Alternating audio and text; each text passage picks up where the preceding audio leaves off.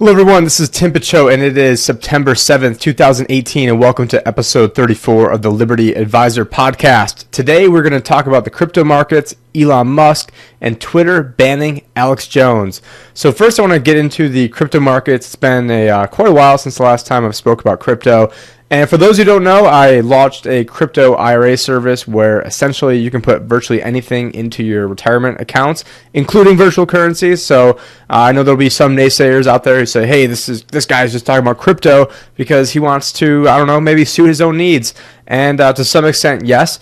But just realize that, I was putting myself out there big time, way ahead of probably any other financial planner in America, probably any other certified financial planner in America. And when I was just starting off, I went to one of the richest people I knew at the time and had all the caveats of, hey, this could go to zero, super risky, super speculative, maybe someday it gets to $10,000. But that was when Bitcoin was at $30. I mean, how many people are going to have the balls to, stand on conviction on something that they think has some potential at $30? Now, granted, didn't know nearly as much as I know now about the crypto space and blockchain technology, particularly blockchain technology as a whole. I mean, there wasn't really a crypto space certainly back then. And then I had another gumption to mention it to another client at $200 because this guy was relatively high risk, made a lot of money, and neither one of them did it. And kind of the reaction from both of them were really so bad, and these were guys who could afford to take on some risk that decided that I wouldn't really talk about it anymore. But also made my first Facebook Live on Ethereum when it was still in double digits. So this is something where I'm not really a Johnny come lately or not to crunch guy too bad, but BK Brian Kelly, who all of a sudden he's on the scene after everything takes off. But where was he? Back in the early days, or back even a year or two ago on some of this stuff. Because really, it was only really probably around Thanksgiving time. It was certainly after October, because I remember going to a conference at the end of October around Halloween time. It may have actually been during Halloween, and basically I was the crazy guy at the conference bringing up cryptocurrencies. Granted, it was not a cryptocurrency conference; it was a financial media conference. But when I was telling people what I was thinking about doing back then, and mind you, this is before the big run-up, that everybody thought that I was absolutely crazy.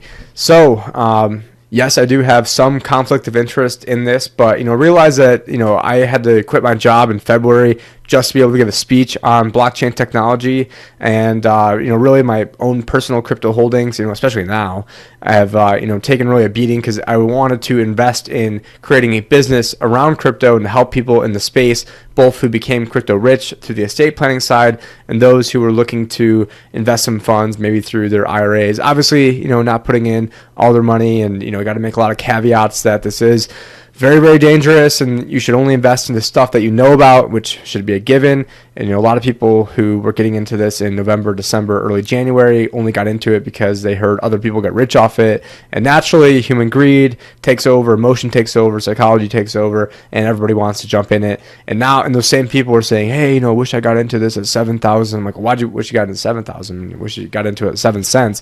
And you don't wish you get into it at 7,000 because otherwise you would have bought it at 7. And now that it's a little bit below 7, I think it's like 6,400 last time I checked over at coinmarketcap.com, is that those same people want nothing to do with it now, which I think someday when you back this out and you look at a much bigger chart of this is just going to be a tiny blip in what I think will be a multi-trillion-dollar market. Again, you can head over to thelibertyadvisor.com/disclosure, and I've got a whole bunch of disclosures about I wouldn't say all, many different things that could go wrong with this potential trade and different risk factors that are out there. And lastly, I'm not giving anybody financial advice on this other than the fact that you shouldn't invest into anything that you don't know anything about. But I'm not your financial advisor, even though I am a financial advisor. Unless of course I am your financial advisor, then we should talk about this one-on-one before you just jump into something and get into something that you may not know a ton about. And if you'd like to know more about how we can work together, you can head over to thelibertyadvisor.com. There's a work with us or something like that. Contact us. I believe it's work with us section. And you can fill out a form to see if we're a good fit for each other. And while you're there, if you go to any of the different crypto articles or the crypto section, we're trying to improve the site. I've got a guy who's working on it, not going quite as fast as I would like, but I do offer a free 2-week video series where every single day there's another video. Some are by me, some aren't by me, but it's just different videos that I've seen that I thought were pretty powerful, explaining Bitcoin. Again, completely free, that you can sign up for that 2-week course. It's if you click on some of the articles, it's contained inside the articles, especially if you go over to like the blog section where it says crypto, or if you go over to the crypto section, and I think you just click on the word like Bitcoin or crypto, and that will pop up. The other thing you guys can do, and I'm going to have some live webinars too. We're thinking early next month, looking to do some live webinars on both on self-directed IRAs, some different crypto strategies, both for the estate planning and for the self-directed side. And what you could do right now, actually, is if you head over to thelibertyadvisor.com/LP. That was short for landing page, and I use the same landing page for other shows that I'm on, and I custom tailor it with but I've yet to actually custom tailor it for my own audience. So if you just go to thelibertyadvisor.com/LP, it's like long play record LP landing page, and what you can do there is you can get both the investor guides for crypto estate planning and crypto self-direct, and more importantly, if you're new to this, you can see the TDV investment summit that was following Anarchapulco, where I gave a 15-minute talk on that. And I would dare you to say that I'm a shill, or just trying to promote something to make myself wealthy over here, because what I'm really doing is I'm trying to promote this to help change the world, not to get rich. And I think that I might end up doing both. But either way, that if you really want to help defeat the globalists, doing so through the blockchain is much more effective than trying to do so through politics. And that's something that took me about 10 years to realize, because at the same time I was getting deep into politics, at the same time I first learned about Bitcoin. Unfortunately, did not dive into it nearly as much as I have now, but sort of wish that I did, because I dove into it probably at the very, very beginning of late 2016, early 2017, and didn't really pull the trigger on anything until Ethereum was in double digits. But anyways, as it stands right now, I've made more sacrifices to the crypto community than I've personally benefit, but I do expect that to turn around quickly as word spreads. And you can go back to other podcasts that I've done in the past, other Facebook Lives that I've done in the past, especially at the pinnacle of all this stuff back in November, December, and January.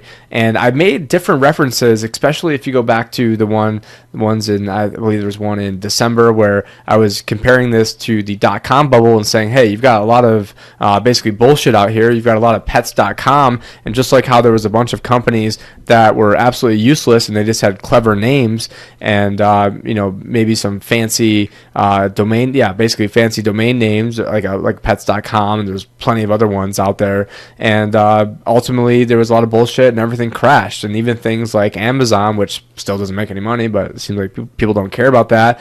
You had ones like Apple. I mean, everything absolutely crashed. I believe Amazon went down to $3. This is something I did mention in the video, but ultimately look at it now, and both Amazon and Apple are both trillion-dollar companies. And I think that at the end of the day, and I think in relatively short order, you're going to see the crypto market be at multi-trillion dollars. And the other thing that I did was I made a video on one of the cryptos that at the time was really in favor and was going through the roof. It was actually the crypto that went up the most out of anyone in 2017. And of course, I'm talking about Ripple, and I am not a fan of Ripple at all. But what I want to do now is I want to go over a video that I made January 3rd, 2018, which if you go to coinmarketcap.com, which I have no affiliation over, I know I've mentioned it a few times, just where I go personally to check out the price of crypto. I've got some other apps on my phone that are not through them. I think it's CoinCap is the one I use, but anyways, there's lots of good ones that are out there. This is the day before the all-time high in Ripple, which I think it's down close to 90%. If it's not, I think last time I checked it was 87, but I think it's actually down from there. So it looks like it probably is close down to 90%. And I'll go check that while I play the video, but hope you guys enjoy. Today, I just want to do a real quick talk on Ripple. So Ripple is really the newest darling of the cryptocurrency space right now. And I've seen a lot of people on here, and let me try to cover up the names here, but people have all these predictions of Ripple getting to $10 and such. And I think that there's such crap, because what people don't really realize is that Ripple, it only shows on here that it has a market cap of about, let's call it 39 billion, but there's really 100 billion Ripple that are in existence. The problem is they're not counting, the company Ripple itself owns 60 billion of the Ripple. So 60 billion total Ripple is actually owned by the Ripple, I don't know what they call themselves, Ripple Corporation or whatnot. But then if you go over to, there's a really good video that Tone Vase did, and there's things I don't agree with Tone Vays about, but Tone Vays did a great video where he shows that here's an email from this email is from the guy who created Mt. Gox is also the guy who created Ripple. So I mean, do you really need to know more than that? So this is actually some inside baseball I didn't know, but the guy who created Mt. Gox, he'd sold his company to another guy, but when he sold it to him, he said, "Hey, listen, there's actually 80,000." Here's the email. So there's actually 80,000 Bitcoins that are missing, but don't worry, we could slowly buy more Bitcoin with US dollars that Mt. Gox has, and hopefully, we could fill up the loss before the price gets out of hand, or we could buy a big chunk over here. So basically, trying to advocate how to operate a Ponzi scheme. And so the same guy behind Ripple is the same guy who basically fucked all the Bitcoin market to begin with Mt. Gox, because he didn't own up to his own mistakes, didn't take responsibility for all this. And then now with Ripple, what people don't realize is that it is the antithesis of Bitcoin. It is a centralized system where everything is sitting on the Ripple servers. They created one, the first block they ever created had the 100 billion Ripple all together, and now people are saying that Ripple is going to be at $1 trillion market cap. Ripple is going to be at $10. $10 Ripple would mean Ripple would have $1 trillion market cap by itself. Like, I'm going to lose my fucking mind over here with people saying that Ripple is going to be at $10. And great, I hope it gets to $10, and I hope you invest at $10, and I hope we lose. And I used a naughty word there, but for some reason the Facebook Live cut off. I wasn't self-censoring there, just for whatever reason cut off. But anyways, you look at other people around the same time who are pretty prominent. Like I know I crunched on this guy before, BK Brian Kelly, who was telling people on CNBC how they could buy it at $3 and going on and on and on about how great it was. Where here I am the day before the all-time high, basically saying that there's a major mania going on and people are fucking stupid and they deserve to lose all their money. And during, I won't call it the break because I was playing a video, but it looks like it was down 93% from the all-time high. So, yeah, great that, I was, looking at other ones that are down probably 70 or 80, particularly Ethereum.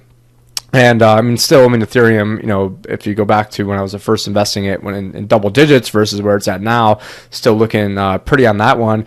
But the greater thing here though is there's about 2,000 different cryptocurrencies right now. I mean, Coin Market Cap I think lists just underneath that 1,926 as of September 7th, 2018.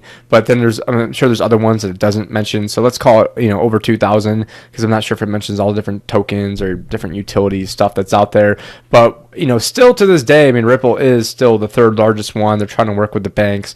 Obviously, as you can tell, not a fan. And I think at the end of the day, when you back out the market cap, which let's look at the market cap today, just over 200 billion. That when I think it's going to be at several trillion, this is just going to look like a tiny blip on the radar. Just as like in the past before, when Bitcoin crashed from the 30s down to single digits, or crashed from 1,200 down to 100 or 70. I mean, I don't have everyone memorized, but I do remember I wasn't personally invested, but I do remember actually going through and following this for quite a while. I've been listening to the Peter Schiff podcast, which unfortunately outsmarted myself and didn't get into it when I should have.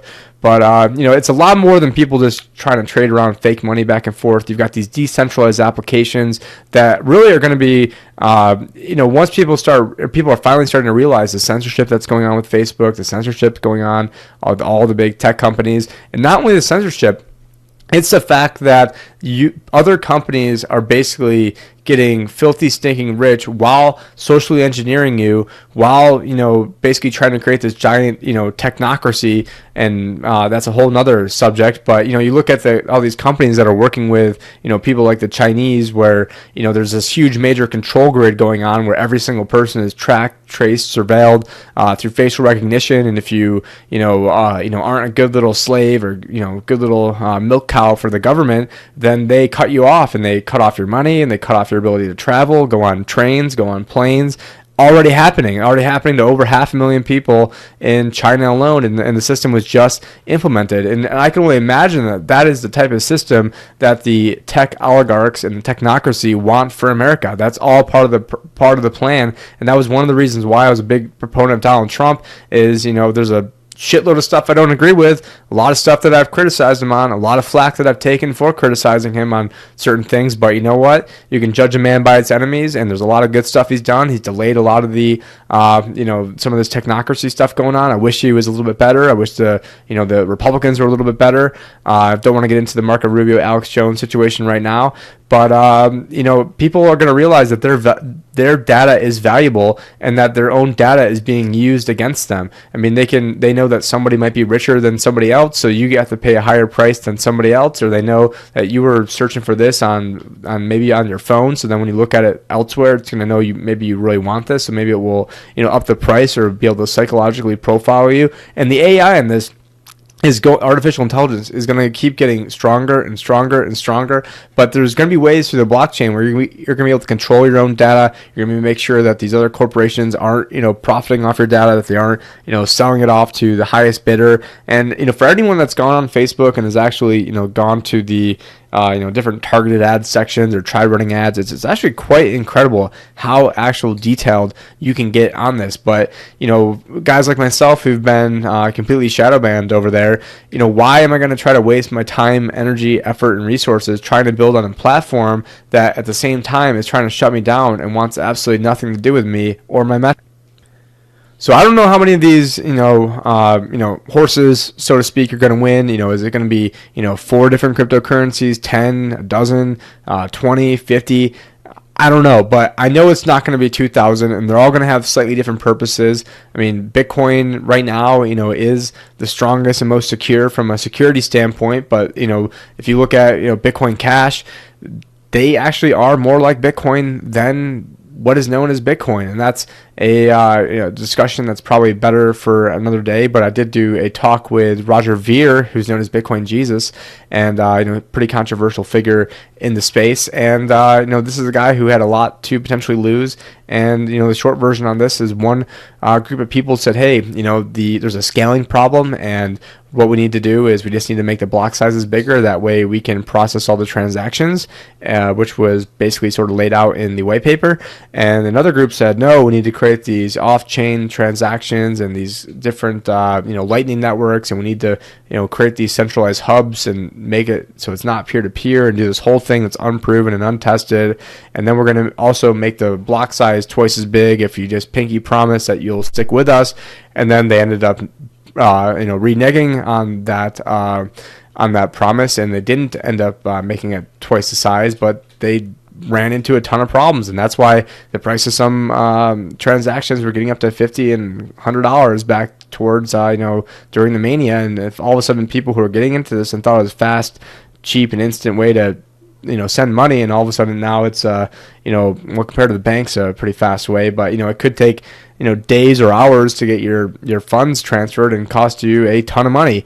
Whereas Bitcoin Cash was cost next to nothing. They recently did a stress test where they ran I don't have the exact number in front of me, and I should probably go look that up. So let's just bear with me just a second here. So it looks like, according to Cointelegraph, they had 2.1 million transactions. It caused no surge in the fees, and actually I think the fees went down, and I think the fees were like a third of a penny. I mean, absolutely ridiculous. I'm not sure where Bitcoin's at right now. It's probably like maybe 18, 19 cents, which compared to $50 is pretty good. But you look at a third of a penny, and all of a sudden now you've solved the micro transaction problems. You've solved a lot of other problems. And another thing that was going on is you've got Shapeshift.io that a lot of people have been giving a lot of major criticism to, maybe somewhat rightly so. But Eric Voorhees, absolute genius in the space, a guy I respect a very great deal. And, obviously people probably came to him and said, we're going to mother F you unless you, get a hold of this stuff. I doubt, it was of his own doing, or, I'm sure he saw, the writing on the wall. Maybe he's got some other decentralized project that, he's anonymously working on behind the scenes, and who knows. But, you look at the headlines, and I think I read one on, of course, Yahoo Finance, probably the worst place to get your crypto news from. And it was something like, Bitcoin tycoon backpedals big time. It sort of alludes to the fact of you've got a Bitcoin tycoon that all of a sudden doesn't like cryptocurrencies anymore, when that's not the case at all. It's just that now you've got to create an account there, or maybe shortly in the future you have to create an account there. But it had nothing to do with him backpedaling from his actual stance on crypto. And another thing I wanted to talk about was, and this is something I've heard Eric Voorhees mention before. I've heard him mention it on the Peter Schiff podcast way back in the day, or maybe it was the Peter Schiff radio show. I might be dating myself on this, but what Eric was saying, and I fully believe this, is that if you were investing in, let's say you put $10,000 down in Bitcoin in when it was at $3 or $30, it was a better chance of you losing all your money, I think, back when it was at $3 or $30 versus putting $10,000 in today. Now the risk reward, from the reward standpoint, was a lot more back then, obviously, because $10,000 buys you a shitload of Bitcoin, whereas now it basically buys you maybe almost 1.5.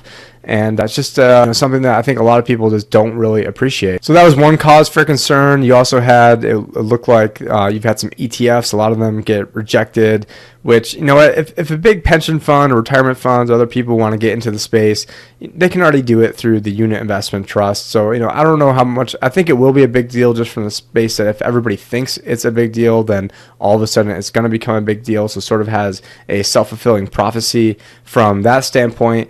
But and I do see there are applications where it could be useful, especially if you can write options on it, especially for people that are working in Bitcoin-related industries. Talked with a gentleman the other day that runs a bunch of ATMs, and his problem is when things were going up and the price of everything was going to the moon, he would sell Bitcoin for cash, and he's all regulated through FinCEN and does all the KYC and all that kind of stuff. But the problem is his US dollar value is going up, but what was happening is that his Bitcoin value was going down because he would have to he wasn't able to basically rebuy into Bitcoin for another few days because of how long it takes to move money around in the traditional system.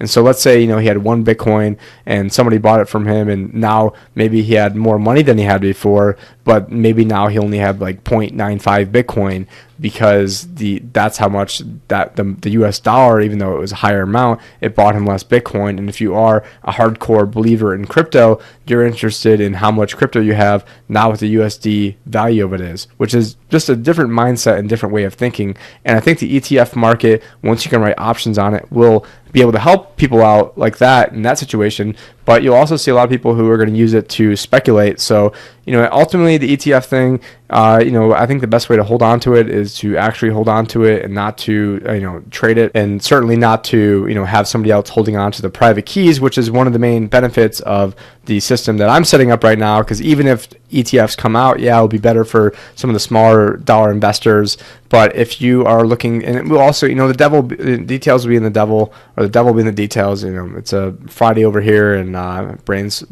sort of fried.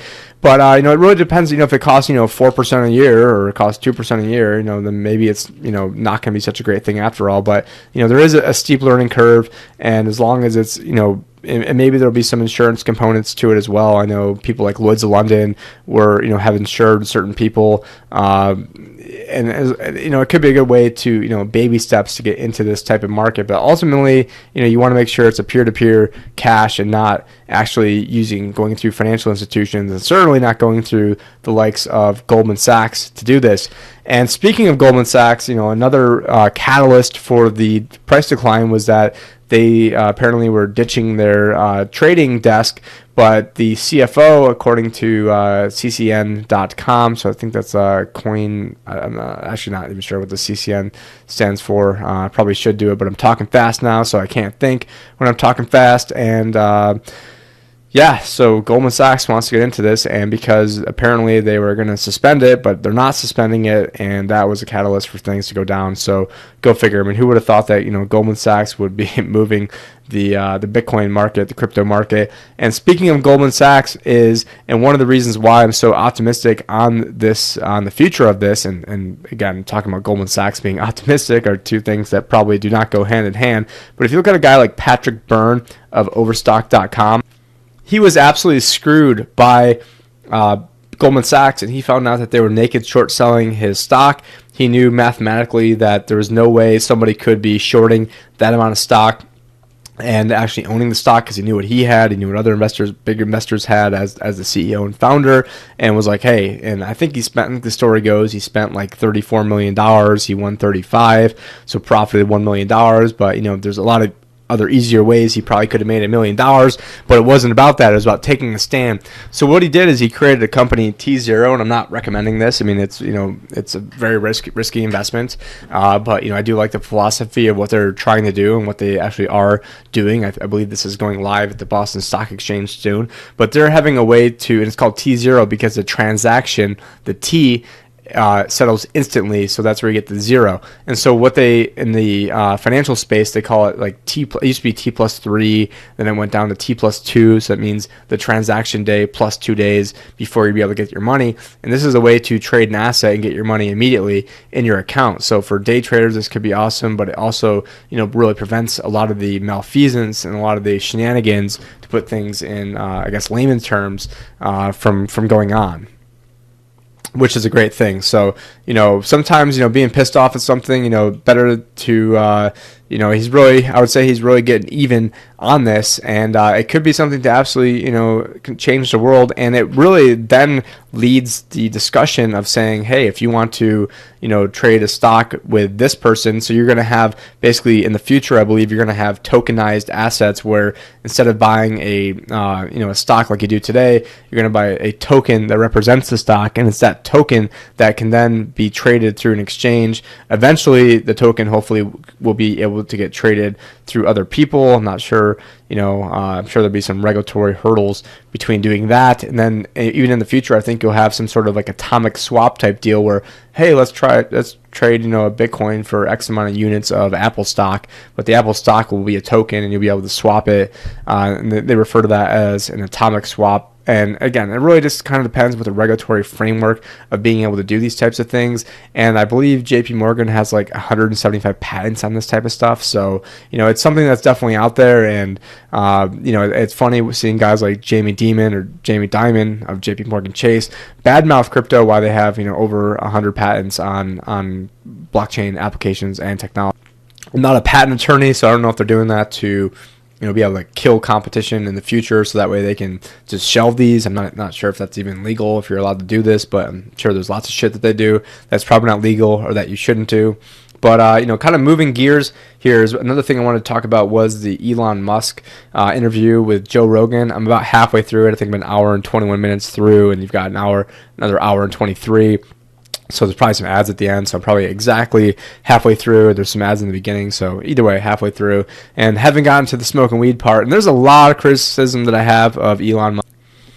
I told one of my clients, one of my better clients, and actually a friend of mine, the day before he put out the infamous tweet about taking Tesla private, that this is something that I would not touch with a 10-foot pole. He sort of disagreed with me, which is fine. I mean, he works in the battery space, so it was something that was kind of near and dear to him, and really appreciates Elon as an innovator, which I do as well. And I just thought that that from a cash flow standpoint, they're just burning cash. They're very, very highly dependent on basically government subsidies, whether it's Solar City, which is now rebranded as Tesla, and just full disclosure, and the house that I recently just sold, I mean, I put Tesla, which was Solar City at the time, on my house, basically because the government basically pays you pretty much to put it on the house. And it's like, okay, you can put no money down, you get a gigantic tax refund, you plow the tax refund back into the loan, and now you're paying less money to pay off the loan than you are for energy. And yeah, it's environmentally friendly. I mean, not the major reason I'm doing it, but it is nice being in Arizona and being able to run the air conditioner nonstop and maybe leave the door open for the little kids and not really have to worry about it. So that is pretty sweet. So I am saying this to somebody who has personally supported Elon Musk. I'm not not rooting against him or anything, but I think that as it stands, it's not a great stock from an investment standpoint. But again, that's only my own 2 cents. I'm not recommending anybody shorting this because I thought this probably back when the stock was worth hardly anything at all, and I would have been wrong the entire time. But I think there's an old saying that you can be that the market can remain irrational longer than you can remain solvent. And if I would have shorted Tesla, a couple years ago, that would have been the case. Just sort of coincidence that I made that one comment to my client and friend right before, the infamous going short tweet. And one interesting angle of this is a guy I know, Joby Weeks, made a Facebook comment that said something like, well, maybe if he's trying to go private by smoking weed on Joe Rogan's podcast, he makes the value of his stock plummet, which would then make the prospects of going private even cheaper. So, maybe the guy's this big time super genius after all. Now, I don't really think that is the case, and Musk has got plenty of problems to worry about. And if I was his PR people or HR people, which would be I think actually his HR person just left, and another accounting person just left, and after being on the job for a month, so they have their problems. But for me, it all has to do with some of the fundamentals and just burning through cash and being reliant on the government is my big problem with them. And also, how many people out there can even afford these cars now? If they can find a way to make their $35,000 car and actually make it where it doesn't run into tons of problems and be able to keep up with demand and actually profit off each car, then I would change my tune. But for right now, I'm not really that bullish on it, obviously. But the other thing I don't like is the big pile-on of all of a sudden, he took a hit of weed on the Joe Rogan podcast, and now this proves that he's absolutely fucking nuts, and he needs to be canned as the CEO, and we need. I turned it on CNBS, CNBC, and that's all all they were talking about is, and they just kept replaying the clip. Since I am halfway through, I did not get to that clip, but I did get to the part where he was talking about whiskey, and it's really, profound. Some of the stuff that they were talking about were real big issues that people should be talking about. They're talking about artificial intelligence and the singularity and different problems that are going on in society. Where's the government trying to stop, killer robots?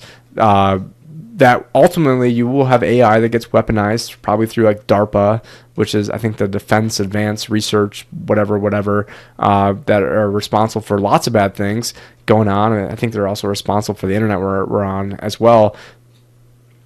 But these are serious issues that need to be addressed. And I did I saved the part where he goes right before he takes his first shot of whiskey or sip of whiskey. Hang on to human-machine symbiosis through the long term. And then people may decide that they want to retain their biological self or not. I think they'll probably choose to retain their biological self. Versus some sort of Ray Kurzweil scenario where they download themselves into a computer? You will be essentially snapshotted into a computer at any time. If your biological self dies, you could probably upload into a new unit. Literally. Pass that whiskey. We're getting crazy over here. This is getting ridiculous. Down the rabbit hole. Grab that sucker. Give me some of that. This is too freaky. See, if I was just talking to one for of a long time, by the way. I believe you have. If I was talking to one of my... Cheers, by the way. Cheers. Yeah, this is great whiskey. Thank you. And all of a sudden, he's drinking whiskey and smoking weed. Again, I have not gotten to the smoking weed part of this yet, but he's definitely maintained his composure. That was about 36 minutes into the podcast. Listened to it for another about 40 minutes so far, and he's not a guy that sounds like he's off the rails, like fucking crazy. It's a guy that sounds like a genius. Now, I think he's pretty much running, a borderline Ponzi scheme over there at Tesla where they just need a bunch of new investor money. And if you need new investor money, then you don't want to go private. So, I think it's sort of, I think he sent out that tweet to burn the shorts, which, ultimately now through his own actions, he's, basically helped those guys profit. Unless, of course, he was trying to take the company private at a lower level. But why would you take the company private if you do, in fact, need more money because you're burning through money, faster than like MC Hammer back in the early 90s. So I do not think that this pile-on is fair at all. I look forward to listening to the rest of the podcast tomorrow when I go on a little bike ride. And, yeah, I think the last thing I want to talk about is Alex Jones briefly. There was quite a great exchange between Alex Jones and Marco Rubio, another one between CNN's The Fake News Network, Oliver Darcy, who is a little rat weasel that was the one who lobbied to kick Alex Jones off the air, and Alex called him, I think, a rat weasel, which Oliver Darcy then went and tattletaled on him and then got Jones a lifetime ban.